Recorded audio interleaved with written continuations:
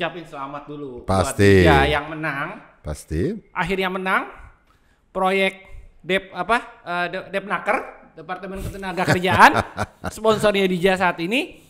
Tetapi untuk seri ini kita akan membuka dengan seorang pembalap yang sedang lagi ramai dibicarakan, yaitu Lorenzo Savadori yang kembali ke MotoGP dengan MV Agusta. Oke. Kita lanjut. Selamat apa ini ya? Malam ya, karena Ya, malam. malam. Ya, malam. Selamat malam semuanya. Aku kelihatannya hari ini sabar dan tenang, padahal tidak. Karena masih aja harus ingatin kepada haters, ingatin kepada orang gak sopan, ingatin ke orang yang gak punya know out about MotoGP atau nggak belajar peraturan atau apa. Untuk saya ingatin cuman kalau pagi bangun dari tempat tidur, jangan lupa pencet tombol di belakang kepala untuk nyalain otak. Dan sebelum minum, sebelum mandi, sebelum breakfast, nyalain dulu. Karena kalau bicara tanpa mikir, nanti bisa menderita sendiri. Oke? Termasuk. Oke, karena tapi ada juga orang banyak sekali yang pinter yang tanya dengan alasan bahwa mereka nggak ngerti dan minta tolong Matteo sama Mbak Satar tolong bahas soal ban. Matteo sama Mbak Satar tolong Mapping 8. bahas soal Martin, kenapa dan segala macam. Kita sopan-sopan jawab, betul nggak bro? Kita step back sedikit dulu, karena kita harus ingatin kepada orang di rumah apa peraturan dan gimana peraturan soal ban, oke? Biasanya kalau di luar Eropa, ban itu kan jalan dari trek ke trek, betul nggak bro? Apalagi kalau di Asia, mereka kan Michelin udah siapin ban semuanya untuk kirim di sana karena mereka ada back to back, karena ada banyak dan negara Asia itu jauh sekali atau Amerika atau South America seperti Argentina itu jauh sekali dari Eropa. Jadinya banyak kan harus jalan dari tempat ke tempat. Jadinya jalannya di mana? Di dalam kontainer. Dan kontainer ini khusus dan spesial. Kenapa bro? Karena temperaturnya sama lembabnya itu atau suhunya sama lembabnya itu dikontrol. Artinya apa? Bukan berarti kontainer tersebut di bawah matahari atau jadi panas banget. Tidak mungkin bisa terjadi. Itu karena mereka pakai udara dikontrol sama lembabnya dikontrol. Ada sistem untuk kontrol. Seperti dipasangin AC lah. Oke. Tapi bukan AC. AC cuma bisa dingin doang. Kalau ini benar-benar mereka mengatur temperaturnya sama suhunya di dalam. Sedikit lebih kayak di mobil kan. Kayak killer di restoran ataupun temperatur mobil. Jadi betul. diatur banget. Diatur banget. Jadi apa yang terjadi? Banyak misalnya sampai Indonesia. Kita bicara Indonesia. Itu dikeluarin sama Michelin dari kontainer tersebut. Langsung dibaris. Oke, ditaruh di dalam tenda apa namanya Michelin dengan dibaris semuanya, dikasih penutup tire warmer dulu karena temperaturnya dan temperaturnya harus selalu sama dan ditutup dengan plexiglass supaya temperaturnya dari luar atau dia nggak ikut campur dengan temperaturnya dan suhunya seharusnya. Oke? Jadi mereka sangat teliti. Oke? Apa yang terjadi habis itu? Hari Rabonya kalau tahun ini, aku mau kasih tahu sedikit dulu sebelum apa yang terjadi. Tahun ini kan tire allocation itu berbeda. 12 set untuk depan dan 20 set untuk di belakang. Jadi satu pembalap akan dapat 12 depan dan 21 belakang. 36 belakang. 21 total belakang. 36 banyak. Ya, total. Dulu 24 tahun sebelumnya, tapi dari tahun ini ada peraturan dulu. Terus 32 ban. Tahun ini ada juga dua macam ban. Oke? Ada bisa pilih antara soft medium atau medium hard. Oke? Udah selesai begitu. Jadi apa yang terjadi? Ban itu tersebut datang di track, terus hari Rabonya apa yang Michelin lakukan langsung? Mereka itu kasih nomor kepada ban tersebut, oke? nomor untuk tahu, oke? Habis itu di print Excel, oke, di print di Excel nomor di ban tersebut dan dikirim ke technical director. Technical director tersebut itu ngapain? Oke, dia cek semuanya sesuai dengan apa namanya dikirim. Terus di kantornya IRTA itu apa bro? International Road Racing Association, masuknya International Team Association. Di kantornya IRTA sendiri sama technical director sama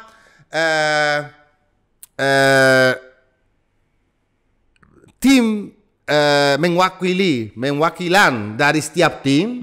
Setiap tim kirim apa namanya manajer atau mengakui apa namanya bahasa Indonesia kirim tim manager, ya setiap tim kirim, misalnya Prama kirim, Lenovo kirim, Gresini Yamaha kirim, Gresini kirim, setiap perwakilan dari setiap perwakilan dari tim beda-beda dikirim satu orang untuk apa? Untuk mensaksi undian. Bahwa ini ban ke tim ini ban ke tim ini. Mereka undi bro. Ban tersebut tadi semuanya diundi. Bukan banyak dikasih sembarangan suka-suka Michelin. Ban yang semuanya dihitung alokasi untuk 21 pembalap diundi. Jadi Satar dapat 12 sama 21 segini. Ya. Aku dapatnya segini. Apa namanya Mbak Ana, produser kita dapatnya berbeda lagi. Jadinya tapi diundi. Sistem ini sangat ketat sekali. Ngerti bro? Karena tuh semua orang dari semua tim, dari IRTA, dan semuanya ada di situ dan ketat banget. Dan nggak bisa dicampurin bang suka-suka tahu. Oh ini bang, ini aku keep ya. Ini banyak jelek banget. Nanti aku mau kasih ke Martin. Itu ya, nggak ada cerita guys. Itu tidak ada sama sekali. Nggak ada itu. Oke. Jadi itu peraturannya dan caranya. Tapi yang konyolnya itu ada yang konyol lagi. Yang ban kemarin itu di Qatar itu semuanya datang baru dari Prancis bro. Bukan bekas-bekas dari Mandalika atau dari Sepang atau dari Phillip Island atau dari Buriram. Tidak. Lot ban ini semuanya baru grass new, baru datang dari Prancis. Jadinya mereka nggak ada masalah udah lama sekali di dalam perjalanan dari negara ke negara. Dari Prancis karena dekat sekali dikirim baru sebuah. Dan sistem undian itu sama. Dan semuanya mendapat. Dan apa yang terjadi? Yang terjadi adalah bahwa bisa terjadi bahwa kadang-kadang mungkin di antara seluruh ban yang mereka produksi untuk MotoGP ada cacat produksi. Ada yang cacat produksi. Itu bisa sangat terjadi. Atau bukan sebenarnya cacat produksi, tapi ada perbedaan sedikit antara satu ban sama yang lain. Sedikit aja, tetapi karena di MotoGP tapi itu levelnya sangat tinggi, sangat yang sensitif. sedikit itu jadi banyak. Oke? Jadi, ya aku jelasin gini. Kalau kalian beli motor, itu namanya ada garansi, ada waranti dan garansi. Jadi ketika kalian beli motor baru atau mobil baru, kalau mobil itu ada kerusakan, disebut cacat pabrik, itu akan diganti langsung. Nah, termasuk juga ban. Tetapi karena kalau mungkin mobil katakanlah kalian beli mobil tahu-tahu kok spionnya agak sedikit macet. Nah, kita tinggal bawa ke dealer lagi, diganti secara cuma-cuma. Tetapi karena ini ban hanya untuk satu kali balapan di mana 0,01 dan dipakai dari new, jadi kamu nggak tahu. Nggak tahu sama sekali. Jadi waktu di start, ya. Oke, kalau ini adil atau tidak, menurut saya tidak. Kenapa? Karena seharusnya kan Michelin punya level ban yang kalau bisa serata mungkin. Kalau kita ingat sejarah dari Bridgestone, jarang sekali terjadi kayak begitu di Bridgestone loh bro. Pirelli juga nggak pernah. Jarang sekali. Tapi ini terjadi, oke. Tapi ada lagi yang mau analisa yang lebih dalam lagi nanti, ya bro. Kalau kita lihat di hari Sabtu, sebetulnya yang dapat ban yang nggak perform itu adalah siapa? Pecco. Iya. Dia cerita, sorry, aku nggak bisa ikut, aku nggak bisa overtake karena ban belakang saya spinning. Dan saya itu nggak punya grip. Tapi apa kelebihan dari Pecco? Memanage situasi sesempurna mungkin dengan apa adanya. Karena dia cerdas sekali, bro. Oke, nanti kita bicara kondisi aspal. Tapi Martin bilang, ya tapi Pecco cuman nggak separah saya, nggak sejauh saya. Ya, nomor 1 karena sprint race lebih pendek. Lebih pendek, jadi efeknya tidak terlalu terasa. Nggak terlalu terasa. Nomor 2 karena Pecco, dia nggak panikan, orangnya sangat kalem, sorry to say that, dan dia bisa memanage ban. Oke lah, dia selesai di belakang Martin. Tetapi dia bilang, masih ada besoknya. Aku punya masalah dengan ban belakang dan spinning. Dan lebih dari begini nggak bisa. Kalau Martin, reaksinya berbeda, bro. Marah sekali, nyalain Michelin. Tapi yang dia bikin kesalahan banyak. Nomor 1, dia tuh nggak bisa memanage diri dan race. Karena dia orangnya berapi-api. Dan semuanya tahu itu. Dia sama kayak temannya, best friendnya itu namanya siapa? Alex. Nanti kita bicara khusus dengan orang itu ya, karena aku nggak suka ya. Oke, anyway, so dia sama kan best friend, orang berapi-api. Orang Spanyol kan banyak sekali berapi-api lah bro ya, sampai mereka bisa membakar diri. Magic, no I'm joking. Jadi balik lagi. Gue serius loh. Balik lagi ke ceritanya tadi, kita step back sedikit, oke? Apa namanya terjadi? Apa yang lakukan Martin? Luca Marini bilang, Marini yang bilang sendiri, saya dengar wawancara. Martin kalau bikin start, selalu bikin hal yang sama. Dia taruh satu kaki di footstep, satunya lagi di bawah, dan dia angkat bagian ini, apa ini namanya? Pinggul. Bukan pinggul, pantat maksudnya. Gue udah coba sopan loh ya. Gue coba sopan nih sekali-kalinya. Hari ini aku ketawa-ketawa. No, aku harus explain pelan-pelan dan baik-baik supaya orang di rumah mengerti. Dia angkat bagian belakang, pantat dia diangkat. Dan dia mentaro berat badan rada di depan waktu start. Apa yang terjadi kemarin waktu dia lakukan? Boom, boom, boom, boom, boom. Apa namanya? Sliding kiri kanan, sliding kiri. Dan dia spinning. Apa yang masalah weekend kemarin di aspal baru yang sangat bagus, di track yang sangat luar biasa, di mana punya pit yang paling bagus di dunia? Apa yang terjadi tapi kemarin? Gara-gara hari Kamis, 1 hari sebelumnya free practice, hujan habis-habisan, itu tracknya jadi kotor. Karena mereka udah bersihin sempurna sebelumnya, tapi waktu hujan habisan jadi kotor dan banyak pasir. Apa masalahnya kalau pasir itu ada di atas aspal, bro? Licin dan selain itu very abrasive. Dia makan ban. Makan ban gak karu-karuan. Dan kalau kalian belajar dari hari Jumat, paling banyak pembalap pilih apa? Hard. Karena dengan hard di kondisi licin itu gripnya lebih bagus. Soalnya kalau pakai soft atau medium, habis hancur langsung sesudah beberapa lap. Betul nggak bro? Betul. Nah, waktu dia start, ini kemungkinan ya, karena kan Michelin masih analisa. Dan Martin ini udah komplain soal masalah ini dari hari Jumat. Dan Martin ini udah coba 2 atau 3 kali start dan begitu terus dia begini. Saya udah lihat replay loh, ada 3 kali itu beberapa kali dia start dan begini. Artinya apa? Startnya salah mungkin ya bro. Atau dia harus menyesuaikan. Atau dia nggak sesuaikan diri dengan kondisi aspalnya. Dia terlalu berapi-api. Balik lagi dengan karakter sendiri start. Apa yang terjadi kalau di start banyak burnout? Namanya burnout itu.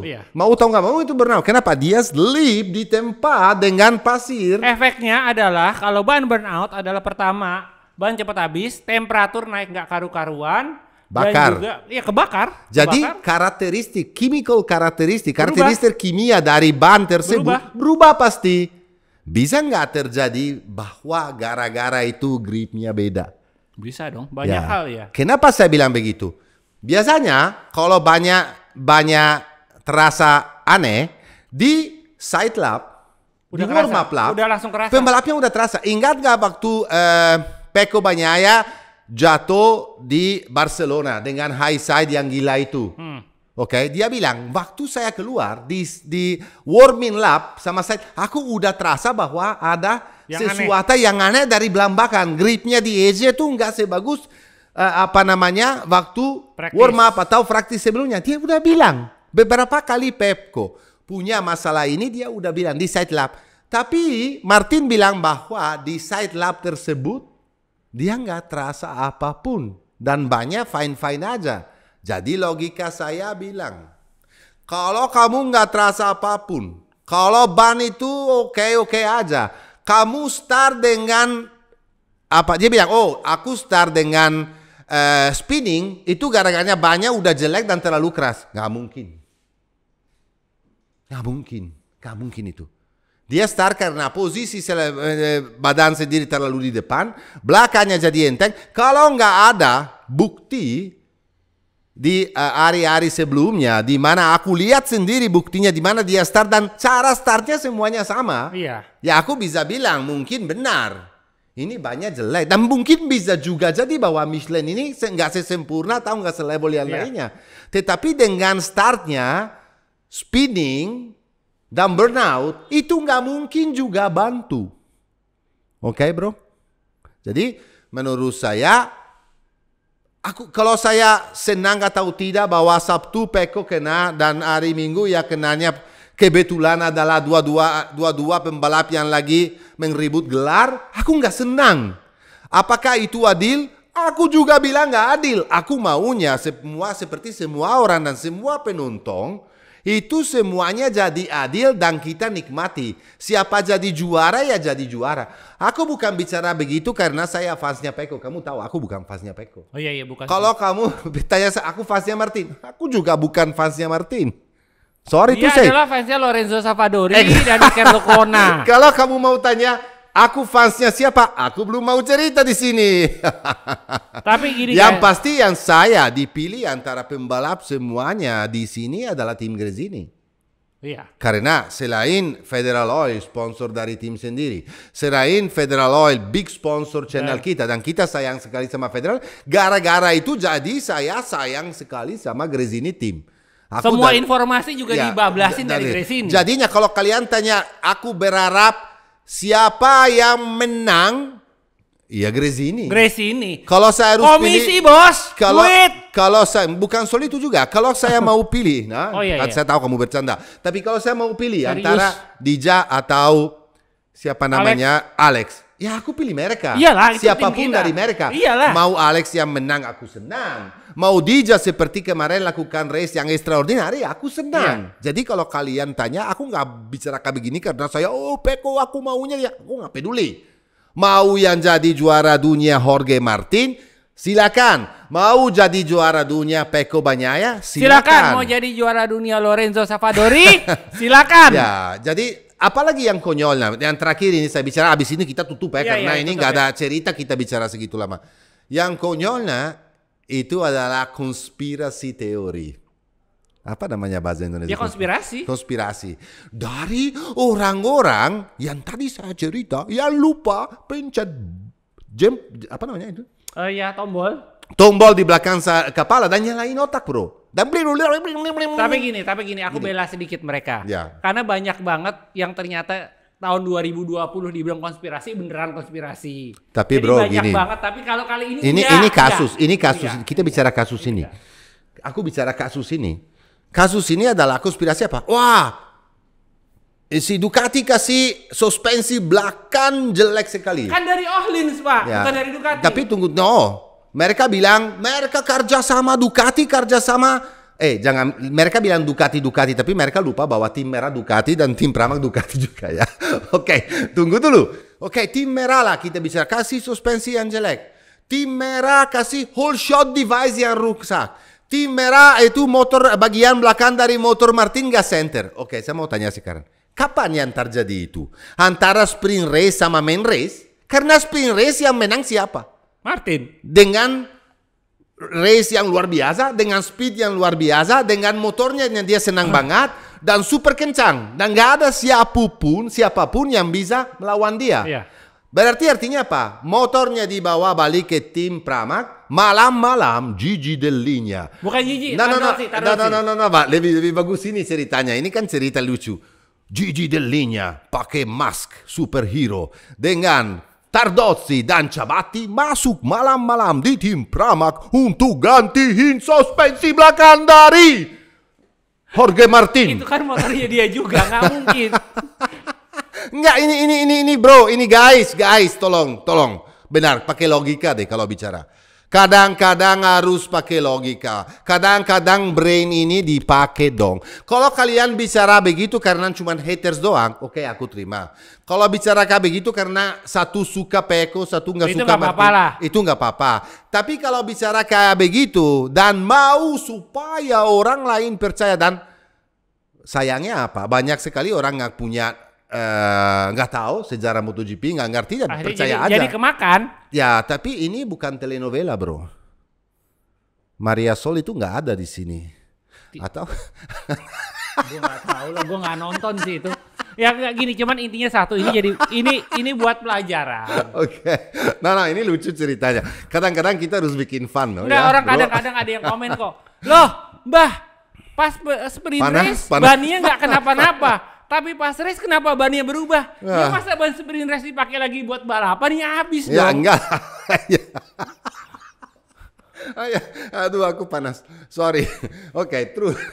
Enggak, intinya sih satu, Lanjut. Ini belum pernah kejadian di Pirelli, ini belum pernah kejadian di Bridgestone. Jadi ini buat pelajaran juga buat Tapi di Formula 1 juga masalah banyak yang perform lebih daripada yang lain pernah jadi juga. Pernah. Bro. Jadi ini benar-benar kayak kondisi yang nggak asik sih sebenarnya. Oke, tapi info satu lagi soal Michelin. Hah? Oke, kalian udah tahu bahwa di Moto2 dan di Moto3 dari tahun depan pakainya Pirelli kan.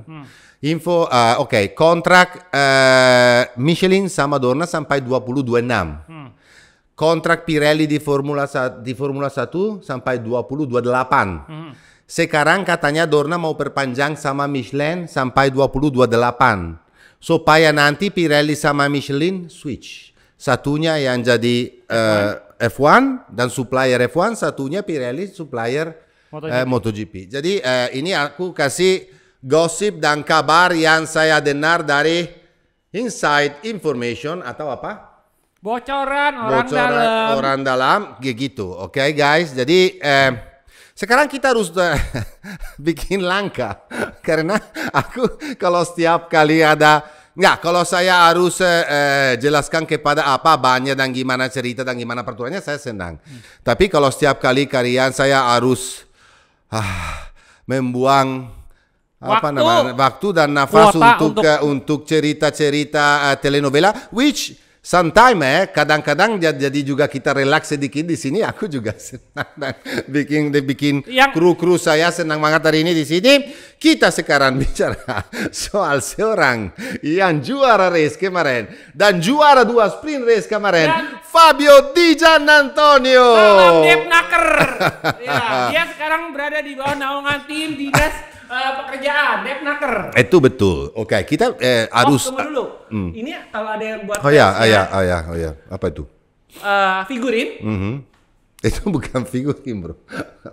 Ya, figurin ya, oke. Lu mikirnya figurin yang bukan manikin ya. Hentai bukan sih. Dan dulu. Ini bukan mini manikin. Gua nggak komen. Ini namanya dari Yovan. Ya, dari namanya Yovan. IG-nya ada di sini nih. Dia udah ekspor banyak pembalap MotoGP yang juga mesen dari dia. Ini contohnya adalah Alex Marquez dari tim Gresini dan juga ada Fabio Dija dari tim Depnaker Racing Team.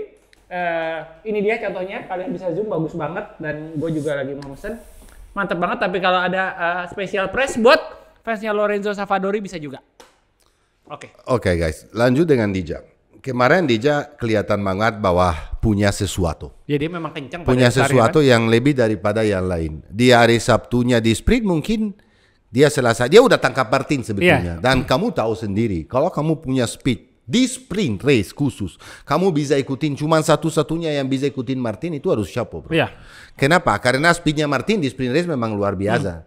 Tapi Dija kemarin itu sebetulnya mungkin dia punya untuk ambil risiko, tapi dia juga pinter sekali. Dia nggak mau juga ambil risiko dan rusakin championship Martin. Dan itu benar bro, karena dia nggak punya. Kalau kita analisa main race di hari Minggunya, kelihatan bahwa Dija punya jauh lebih banyak daripada Pecco. Terakhir 5 lap terakhir memang dia itu udah punya. nyeruduk terus. Dia udah mau lewat. Tapi waktu terakhir dia dekat Martin di sprint race, Martin bikin jarak lagi. Jadinya kalau Dija ambil risiko atau maksa untuk overtake bisa jadi celaka. Dan kalau dia nggak lakukan itu, aku angkat topi lagi. Kenapa? Karena dia nggak mau rusakin seorang yang lagi mengeribut gelar dunia. Dan itu kita harus hormatin. Itu orang Italia loh. Lawan orang Spanyol. Makanya ada konspirasi lagi. Orang Itali, orang Spanyol, bla bla bla. Nggak ada cerita. Oke? Tapi kalau kalian pikir bahwa Dija itu punya gara-gara mapping 8 yang kalau keluar pada 5 lap terakhir, dia punya order dari Mr. Tardosi untuk jangan menang. Ya buktinya dia menang. Nomor 1. Nomor 2-nya apa mapping 8? Dia cerita mapping 8 adalah bahwa kalau misalnya tinggal 5 lap lagi, untuk ingatin bahwa tinggal cuma 5 lap. Kalau misalnya di belakang sekali seperti di sprint race, di belakang sekali Martin dan punya kelebihan tanpa rusakin, tanpa ambil risiko terlalu gede di mana bisa kamu jatuh dan Pecco juga jatuh atau siapa yang di depan jatuh, you overtake dan you run for victory. Dan dia lakukan itu. Dija lakukan hal tersebut karena memang di main race dia punya kelebihan. Guys, saya mau kasih tahu satu. Ini aku mau jelaskan karena konspirasi banyak banget. Tim Gresini itu bukan punya Ducati. Tim Gresini itu kita tahu banget karena itu tim satelit. Artinya tim satelit apa? Punya motor 1 tahun lebih tua daripada pabrikan.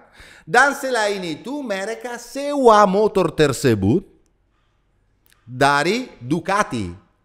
Kontrak pembalap tahun ini adalah kontrak khusus antara tim Gresini dan pembalapnya.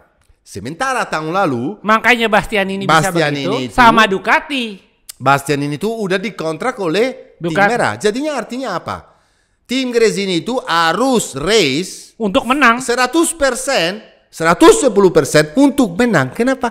Karena dia harus dia punya sponsor di mana dia punya tanggung jawab, di mana dia harus menang supaya sponsor tersebut senang sekali, di mana tahun berikutnya mereka bisa lanjut sponsor kembali. Mengerti nggak? Nah, jadi gini guys. Jadi ini namanya di Gresini itu ada satu orang yang ditugaskan di sana namanya Lurah Alvin. Nah, kalau sampai Dija itu ngalah buat Pecco kemarin, kalau ketemu bisa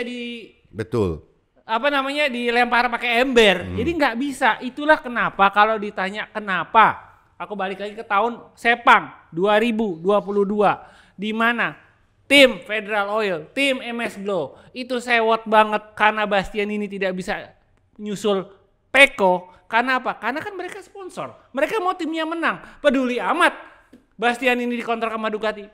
Tim Gresini mesti menang. Nah, makanya tahun ini dua-dua pembalapnya itu tanggung jawab Dija. Tolong Mas, botol oli dibalikin, thank you.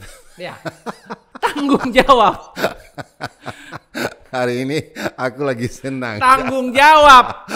Tim Dijan Antonio sama Alex Marquez itu tanggung jawabnya buat Gresini. Betul sekali. Bukan buat Ducati. Ingat itu. Tapi kalau tim Gresini harus hati-hati supaya nggak rusakin pembalap yang lagi mengeribut gelar dunia.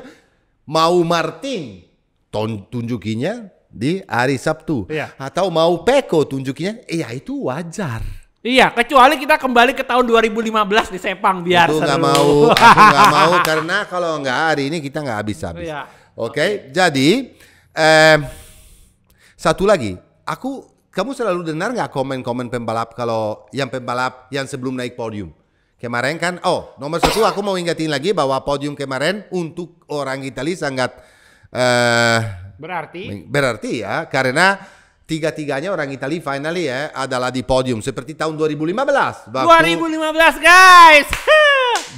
Di Doha itu yang naik podium adalah Valentino Rossi, Iannone sama Dovizioso. Dan di 2015 juga di Silverstone yang naik podium adalah Valentino Rossi, Petrucci dan Dovizioso. Dan di Sepang 2015 itu yang naik podium adalah Jorge Lorenzo.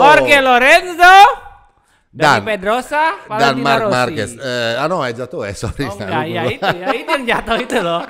Itu yang ada tendangan kungfu. Aku lupa. Oke, terus jadi balik lagi. Apa yang mereka bicara di sebelum naik podium itu lucu. Si Dija bilang sama, Pecco bilang sama Dija, gila lo men. Aku motor saya GP233, nanti kita cerita sedikit kenapa ada kesalahan dari Pecco ya kemarin hampir dia. Yang bikin kesalahan justru bukan Dija, tapi yang bikin kesalahan Pecco sebetulnya ya. Karena dia slip streaming, kita cerita langsung deh. Slip streaming, dia bilang aku nggak bisa mikir bahwa karena tracknya di Doha tuh 1300 meter panjang sekali. Waktu saya di belakang kamu di slip streaming, aku disedot habis-habisan. Aku nggak bisa kontrol motor lagi. Disedot kencang sekali. Aku coba pindah di kanan, terus pindah di kiri. Kesedot lagi. Ya, supaya aku bisa. Dan terima kasih Tuhan bahwa dia kasih saya kado besar sekali dan saya nggak tabrak kamu. Kalau nggak dua-duanya bisa jatuh dan selesai urusannya. Artinya apa? Apapun di MotoGP masih bisa terjadi. Makanya kalau kalian pikir bahwa Pecco Bagnaia sekarang leading 21 poin dan dia pasti jadi oke lah kesempatan untuk jadi juara dunia lebih banyak daripada Jorge Martin. Tapi apapun bisa terjadi. Apapun bisa karena masih ada free practice, masih ada sprint race dan masih ada main race. Iya. Kondisi di Valencia nanti dingin sekali karena udah musim dingin, aspalnya dingin. Kadang-kadang di Valencia anginnya kencang banget, apalagi anginnya kencang dan hujan dan dingin. Selesai urusannya. Bisa aja Iker Lecuona mendadak ngebantuin Jorge Martin. Dan contohnya lagi bro, kemarin itu waktu mereka bicara sebelum naik podium itu lucu. Pecco bilang, gila motor saya di lurusnya itu GP23, apa kelebihan dari motor saya? Dia bilang, di motor saya itu kalau kamu lihat aku bisa brake late banget. Dan betul, kalau Dija di brake late-nya selalu di lurusnya tuh kalah terus. Yeah. Tetapi kekurangan di GP23 dibanding motor kamu, karena kan Pecco udah pernah bawa dua semuanya, adalah di entering corner. Kalau saya entering speed sama pickupnya itu lebih lambat dari motor yang kamu pakai. Jadi seharusnya dari dua-duanya ini dibikin mix supaya sempurna. Jadinya kan makanya saya selalu bilang kenapa GP23. Kalau kalian lihat prestasi GP23 sama GP22 sebetulnya nggak jauh-jauh amat. Kamu tahu nggak? Karena ini penting semuanya dengerin dari elektronik. Karena mereka si Gigi Dell'Igna dan teman-teman insinyur lain-lain punya data semua Ducati. Dari elektronik mereka juga bisa improve performance dari motor. Jelas dong dari elektronik bisa. Jadi dari elektronik selalu bagi data kepada tim satelit supaya mereka... Kalau misalnya tim factory nggak mau tim Ducati yang lain menang, ngapain dia kasih? Dan improvement dan segala macam se-level itu di mana 8 motor bisa balap. Dan sangat kompetitif, makanya guys jangan pikir ada konspirasi dah, kamu lah. Kalau nggak masuk akal. Kemarin aja contohnya, dan kemarin aja, nah ini nggak ada yang bicara sebetulnya, nggak ada yang bicara. Sebetulnya kemarin Marc Marquez waktu ditabrak sama Johan Zarco, karena Johan Zarco tidak mau Marc Marquez overtake Martin, dan dia mau usahakan karena Zarco itu di belakang Martin terus itu. Zarco juga sebetulnya Zarco punya pace untuk overtake Martin dan dia nggak mau. Dan itu masuk akal. Rekat setim. Dan dia waktu dia tabrak Mar dan dia salah menurut saya terlalu kasar sampai kencang banget sampai kaki Mar dan perutnya Mar itu pencet habis-habisan tangkinya itu sebetulnya kalau itu limit banget. Kenapa Zarco lakukan itu? Karena dia mau overtake kembali Mar supaya, tapi Mark apa bilang? Aku bisa overtake Martin. Aku punya speed karena Martin punya masalah di ban. Tetapi saya nggak lakukan itu karena dia lagi fight untuk championship dan 1 poin itu penting untuk dia. Itu kenapa dia lakukan itu? Karena serekam negara. Kalau misalnya saya harus salahin Mark, aku nggak salahin Mark untuk itu. Aku mengerti sifatnya itu. Dia yang bikin, dia declare sendiri. Mark yang ini bicara sendiri loh. Iya. Bukan saya Matteo yang pikir gini. No, Mark sendiri yang bilang. Artinya apa itu? Itu masuk akal. Makanya kalau besok di race terakhir, apa namanya, Ducati atau setim rekan dari atau orang Italia mau bantu Pecco, itu normal. Apa yang terjadi tahun 2015 antara orang Spanyol semua supaya Valentino itu normal dan saya mengerti. Jadi jangan hormatin dong pembalap semuanya. Sebetulnya tuh Pecco kena sial. Bukan cuma di race kemarin, tapi ada beberapa race sebelumnya di mana Pecco selesai di belakang, di mana punya masalah ban juga. Iya. Sekarang karena kita udah ada di terakhir, udah jelas banget antara dua ini siapa jadi juara dunia, kita semuanya emosi dan kita semuanya keluar hal-hal yang nggak seharusnya. Guys, saya mau kasih kabar aja ya. Kalau nggak ada sprint race, yang Pecco Bagnaia udah juara dunia hari ini. Selisihnya 42 karena dia poin. ya selisihnya 42 poin. Jadinya santai sampai terakhir. Oke. Jadi sekarang kita lanjut lagi. Chapeau Dija luar biasa. Oh, lanjut lagi dengan bicara apa yang Dija lakukan sekarang, bro. Iya, saat ini ya. Apa? Kemarin adalah manajer dari Mr. Diego, manajer dari Fabio sendiri yang jalan-jalan dan coba. Dia udah apa namanya Gedor semua pintu. Semua pintu. Dan terakhir yang mungkin ada kesempatan terakhir adalah di VR46 team. Nah, karena katanya Luca Marini udah 100% di tangannya Honda. Iya. Dan Honda dapat 2 tahun, Marini dapat 2 tahun kontrak, oke? Konspirasi yang kemarin yang bilang sebetulnya Marc Marquez pindah cuma 1 tahun di Gresini karena tahun berikutnya mau balik ke Honda lagi. Yang nggak ada lah itu. Oke. Ya, anyway. Jadi dapat 2 tahun kontrak. Itu bukan kemauannya dari Alberto Puig. Itu kemauannya dari HRC langsung. Karena Alberto Puig mentawar cuma 1 tahun.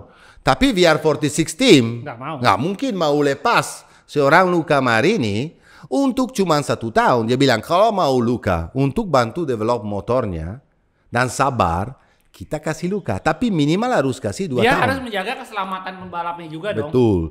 Dan Luca itu bilang juga, aku mau karena saya terasa bahwa aku nggak tahu kalau kamu pernah dengar wawancara dari Luca Marini, bro. Tapi itu cerdasnya setengah mati orang ini. Ini aku paling senang dengerin Luca karena dalam technical detail dia kasih semua penjelasan bukan dari motor sendiri tapi dari motor orang lain, dari pembalap orang lain.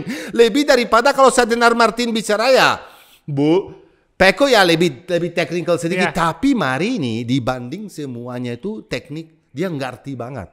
Dia selalu membelajar semuanya dan dia ingat semua orang di lab berapa apa yang terjadi ke diri sendiri sama orang lain. Itu orang gila. Kenapa Honda mau dia gara-gara masalah ini? Dia dapat 2 pembalap pinter loh, Zarco dan Martin. Dan tahu nggak? Dan tahu satunya lagi, bro. Sering sekali Gigi Dell'Igna malah mau dengerin dan pertama yang dengerin adalah Luca Marini. Dan Gigi bilang sendiri bahwa Luca memang punya kelebihan. Pinter. Dan dia selalu di sana dan selalu tunggu Marini datang habis race karena Gigi mau dengar dari Marini apa semuanya yang karena Marini itu selalu kasih input yang berbeda daripada pembalap yang lain. Jadi kalau Honda salah untuk ambil Marini, tidak, karena mereka harus mendevelop motor baru. Kalau Marini salah pergi kepada Honda, tidak juga karena dia jadi factory rider dan mimpi semua pembalap apa? Satu hari bisa balap di MotoGP. Selain itu apa? Satu hari bisa jadi factory rider. Dan lain itu apa? Satu hari bisa jadi juara dunia. Betul nggak, bro? Yeah. Jadi mungkin Marini kalau sabar di tahun 2024, aku yakin, bro. Aku yakin sekali bahwa Honda dia mau bikin motor yang bagus. Nggak mungkin mereka berdiam karena di historinya dan sejarahnya mereka selalu balas dendam. Dia bangkit ya. Ya, bangkit selalu. Jadi ekspektasi saya bahwa Honda bikin motor baru dan lebih bagus ada. Kalau langsung di tahun 2024 mungkin tidak. Tetapi di 2024 ini dengan Johan Zarco, dengan Luca Marini, dengan Joao Mir yang punya udah penggalan, dengan Nakagami semuanya kerjasama dengan santai, dengan gak punya pressure untuk jadi juara dunia, untuk bangunin motornya yang siap untuk tahun 2025. Kalian masih lihat dari 4 pembalap yang dipunyain HRC musim depan, ya, Zarco, Nakagami, Joan Mir, dan Luca Marini itu nggak ada yang meledak-ledak loh. Ya. Semuanya benar-benar kalem, tenang, nggak ada modelan Marquez, nggak ada modelan Quartararo, nggak ada modelan Bastianini yang win. Enggak. Betul. Jadi nanti setelah motor jadi baru deh dia ngambil dewa-dewa yang lain masuk ke HRC, who knows. Dan kalau Marini, kenapa tapi masih tanda tanya besar soal Dija? Orang pikir, ya udah dong, Dija udah juara race. Apalagi? Dija udah 2 kali naik 3 kali naik podium dan 4 balapan. Total 3 kali naik podium, sekali juara, 1 kali. Dan selain itu Dija juga terakhir ini 5 atau 6 race terakhir selalu 10 besar. Artinya apa? Step up. Emang gampang di MotoGP naik podium dengan level segini? Apalagi menang balapan. Zarco butuh 7 tahun Ya. untuk menang balapan. Dibilangin Dija tua. Excuse me guys, Dija cuma 25 umurnya. Nanti aku mau ke sana dan kenapa? Kenapa belum bisa dan belum pasti di VR46? Karena VR46 punya pikirannya yang berbeda. Dan mereka lagi kejar Aldeguer. Tapi sebelum kita bicara ini, aku akan bicara dan balik di sini lagi. Nanti kalau kita khusus bicara soal Aldeguer di Moto2 di segmen Moto2. Oke, sekarang kita lanjut lagi bicara urutan 4 Mr. Viñales. Aprilia bagus banget bro. Aprilia dari kemarin sebetulnya punya speed. Sebetulnya di track ini Viñales selalu perform dengan, ingat dia pernah menang dengan Yamaha. Aku lihat pembalap Aprilia yang jadi atlet UFC loh. nanti kita ke sana. Pokoknya Viñales, masalahnya Viñales, menurut saya Aprilia motornya ada. Masalahnya kita udah beberapa kali bahas soal ini, manajemen kurang, karena mereka pengalamannya kurang. Tapi Viñales kemarin bikin sesuatu yang bikin saya kaget bro. Sebetulnya Aprilia itu motornya udah bagus banget. Cuman mereka harus kerja lebih keras di clutch lagi.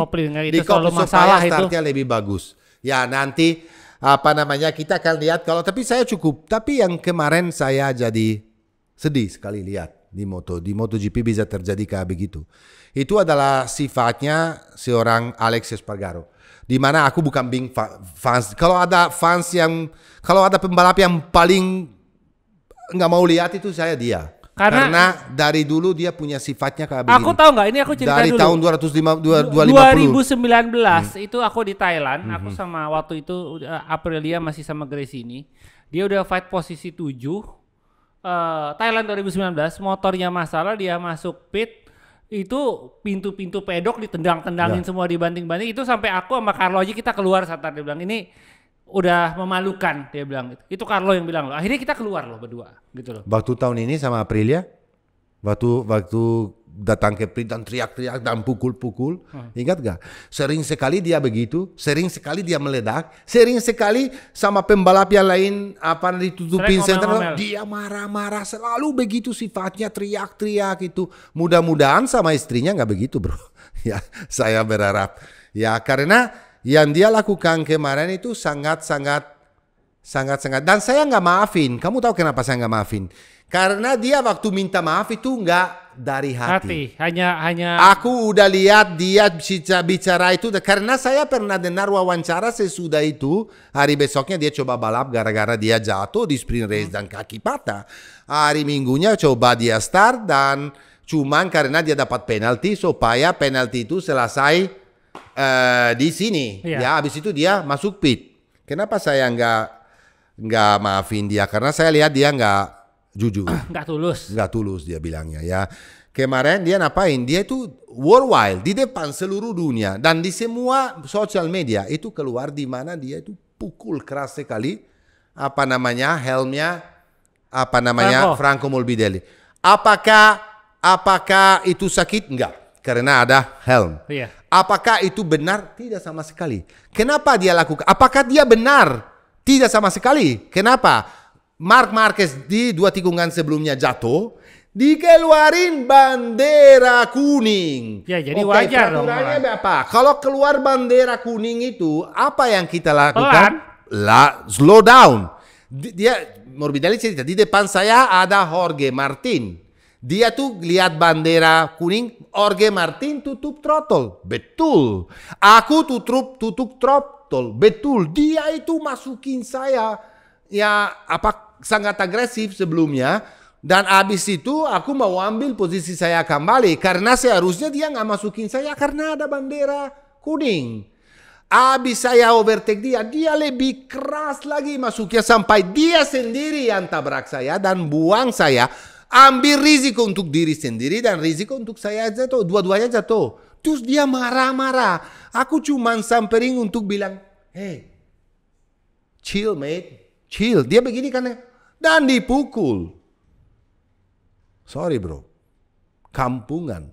Dan dia pembalap paling senior di MotoGP loh. Tapi yang saya dengar wawancara dari Morbidelli bilang, gak apa-apa, aku malu loh di depan seluruh mata dunia.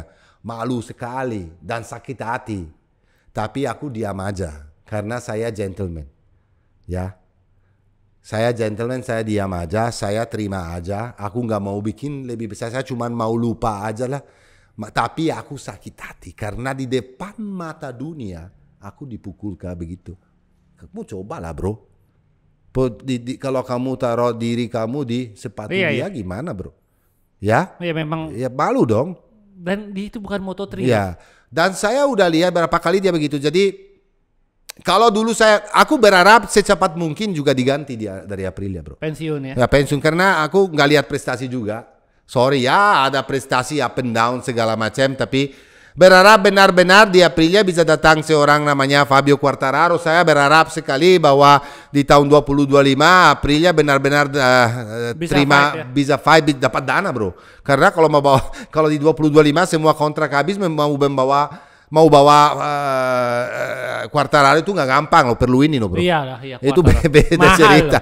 Kalau Quartararo nggak usah ragu bro. Kalau dia juga nggak punya kontrak, besok ada yang mau juga. Iya. Dan belum tentu, aku lihat bicara Quartararo, sebetulnya bro, kita loncat dari satu sama yang lain karena memang ada urutannya. Itu kemarin saya lihat terakhir ini, Yamaha bagus banget loh bro. Mungkin kenapa juga? Oh, kelihatan bahwa di aerodinamik udah improve a lot.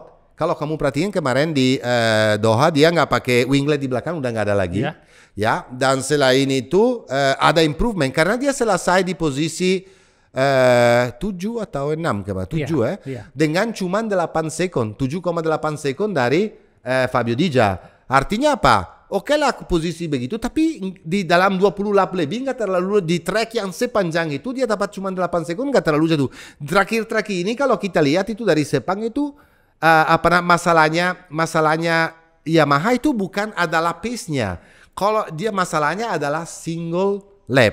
Dia harus kerja di single lap itu di mana dia bisa start dari depan. Kalau Yamaha start dari depan itu bagus sekali. Jadi kalau dibanding Honda mungkin Yamaha itu situasi nggak terlalu parah. Dan saya yakin sekali karena mereka udah janji kepada Fabio untuk tahun depan itu banyak sekali inovasi yang dibawakan. Makanya saya bilang kalau tahun depan Yamaha bisa membalik kompetitif, which is possible, belum tentu juga Quartararo tahun 2025 mau pindah ke tim yang berbeda. Betul nggak bro? Oke.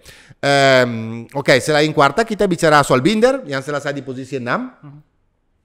Binder kemarin bagus seperti biasa, di sprint bagus, di race bagus, tapi level KTM ini belum bisa fight untuk lawan Ducati. Oke lah, kemarin dia udah dapat, finally dia dapat sesuatu yang dilihat enak sekali, bahwa dia punya knalpot nggak sepanjang pipa gas. Dan juga antena belakangnya lebih sekarang bagus. Satunya panjang, satunya pendek, modelnya kayak apa namanya Ducati atau Yamaha atau motor-motor yang lain. Oke. Udah saya rasa bahwa kita udah bicarakan MotoGP semuanya tentang apa yang terjadi kemarin, dan kita aku mau bicara sedikit soal Moto3. Oke. Nomor 1 kita lompat Moto3 dulu. Oke, guys, ini sensitif juga bro. Ini ada sensitif juga. Kenapa? Nomor 1, oke lah, hormatin dan chapeau kepada Joan Masia karena dia jadi juara dunia. Kalau mungkin kamu tanya sama saya dia pantas atau tidak jadi juara dunia, kalau menurut saya selain nanti kita analisa apa yang terjadi secara total dari kita nggak hitung race kemarin dulu. Secara total dia pantas. Kenapa? Nomor 1 karena dia 4 kali juara. Oke. Ya, dan jadi juara race itu penting. Nomor 2 karena dia Honda yang satu-satunya di Moto3 yang di depan. Moto3 di mana dia juga jadi juara dunia dan di belakang dia di klasmen sementara yang lawan dia semuanya KTM, Husqvarna atau Gas-Gas. Husqvarna, Gas-Gas atau KTM itu satu perusahaan, sama aja. Jadi kita chapeau untuk itu. Apa yang terjadi kemarin? Kemarin terjadi sesuatu yang saya sangat sedih lihat ya. Sampai Mick Duhan juga akan bicara Aku nggak suka sama sekali. Tapi ini masalahnya dari siapa? Dari race direction lagi, bro. Masia pertama kali attacking Sasaki. Kelihatan banget dan saya tahu triknya itu karena saya pernah balap motor dan kamu juga tahu triknya itu kalau kamu nggak mau dia rusakin dia punya line, you brake tapi kamu nggak turn, nggak belok, you maju hanya dulu, melang. maju aja 1 atau 2 meter, kamu tuh masih punya line, dia itu harus keluar dan di situ Sasaki dapat bisa dibilang penalti. Iya. Penalti bukan dari Dorna, penalti karena dia harus mundur berapa posisi. Iya. Kalau saya race direction, atau steward panel karena beda, steward panel karena kerjaan steward panel bukan race direction. Aku di sini keluarin kartu kuning. Long lap. No, belum. Di sini kartu kuning, warning. Dikasih warning. Bisa kan di dashboard, hati-hati. Sekali lagi kayak begitu, lo dapat long lap penalty. Warning dulu lah bro. Karena bisa jadilah kalau itu racing sedikit pinter-pinter, itulah normal. Oke? Warning dulu. 2 kali dia lakukan juga hal itu. Nah, race direction keluarin dong. Long lap. Penalty. Long lap penalty. Harus dikasih long lap penalty di situ. Belum. Yang saya nggak suka, yang cara kerjasamanya sama satu tim. Jangan salah bro. Tim Leopard itu adalah tim Itali. Kamu tahu kan? Iya. Itu 100% yang punya orang Itali semua itu ya. Cara kerjasama. Waktu Sasaki udah mundur lagi, yang coba rusakin dia punya line dan punya race, itu siapa? Adrian Fernandez. Pipito. Siapa dia itu? Teammate-nya sendiri dari Masia. Dia lebih kasar lagi. Dan lebih usahakan lagi dan kelihatan banget bahwa dia cuma mau rusakin race-nya dari Sasaki. Di mana kelihatan itu? Waktu race habis, Masia sama Adrian Fernandez peluk-pelukan kayak orang gila. Itu yang saya nggak suka lihat kalau mau lebih detail lagi. Itu artinya apa? Udah di setup semuanya sama Leopard Team. Gimana dan mereka udah punya strategi untuk supaya pokoknya fokusnya di Sasaki. Saya terasa bahwa Joan Masia nggak perlu ini semua karena Joan Masia punya speed. Poinnya juga di depan. Dan poinnya juga di depan. Kalau nggak menang kemarin di Qatar, dia masih bisa menang di Valencia di rumah sendiri.